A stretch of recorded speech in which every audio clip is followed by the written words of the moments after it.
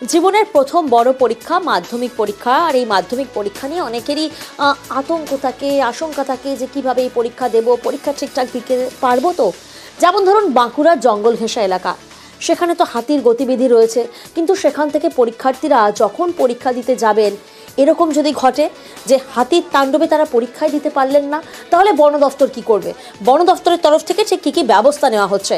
প্রতিনিধি প্রিয়ব্রত এই মুহূর্তে আমাদের সঙ্গে রয়েছেন, সরাসরি প্রিয়ব্রতর কাছে যাব। প্রিয়ব্রত, প্রথমেই জানতে চাইবো যে এই যে হাতির জোন অর্থাৎ হাতি করিডর, এখানে কটি পরীক্ষা কেন্দ্র রয়েছে, কত মাধ্যমিক পরীক্ষার্থী এখানে মাধ্যমিক অ্যাপিয়ার করছেন এবছর, এবং বন দফতরের তরফ থেকে তাঁদের জন্য কী কী ব্যবস্থা নেওয়া হচ্ছে?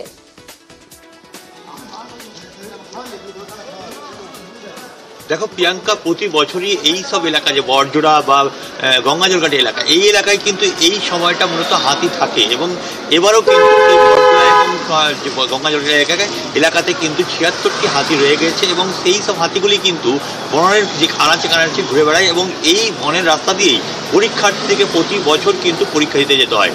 এবং এই চিত্রের কিন্তু বদল হয়নি, প্রতি বছরের একই চিত্র। বন দপ্তরের পক্ষ থেকে কিন্তু প্রতি বছরই ব্যবস্থা রাখা হয়, সেরকমভাবে এবছরও ব্যবস্থা রাখা হয়েছে।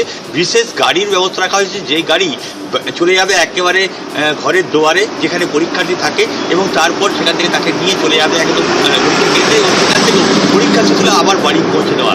এই দায়িত্ব যেমন পালন করা হবে, তার পাশাপাশি বঙ্গলচেরা যে রাস্তা, সেই রাস্তায় নজরদারি চালানো হবে বনকর্মীরা। এর পাশাপাশি 24 ঘন্টা অ্যালার্ট রাখা হয়েছে বনকর্মীদের। পরীক্ষার যেসব দিনগুলো রয়েছে সেই সব দিনগুলোর জন্য এই ব্যবস্থা রাখা হয়েছে বন দপ্তরের পক্ষ থেকে। আর বাঁকুড়া জেলার যে পরীক্ষার্থীরা তারা নিশ্চিন্তে যাতে পরীক্ষা দিতে পারেন, সেই কারণেই নজরদারি করা হবে বন দপ্তরের তরফ থেকে। মাধ্যমিক পরীক্ষার জন্য আমাদের স্টাফরা অনেক অ্যালার্ট আছে, যে এরিয়াতে হাতির প্রেজেন্স আছে, তো ওখানে আমাদের 24 আওয়ার্স ডিউটি রাখা আছে। আর ওখানে আমাদের ভেহিকলস থাকবে, স্কোয়াডগুলো থাকবে।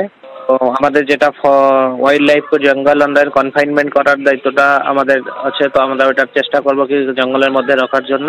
স্কুল পরীক্ষার্থীদের জন্য যেটা আছে, ওদেরকে নবান ছাড়া যেখানে ওয়াইল্ড লাইফের প্রেজেন্স থাকবে ওইটা ডিস্ট্রিক্ট অ্যাডমিনিস্ট্রেশন করছে। আর আমাদের district administration, forest and police সবাই কোঅর্ডিনেশনে আছে। তো যে আমরা চেষ্টা করছি যেরকম কোনো সমস্যা না হয় পরীক্ষার্থীদের জন্য।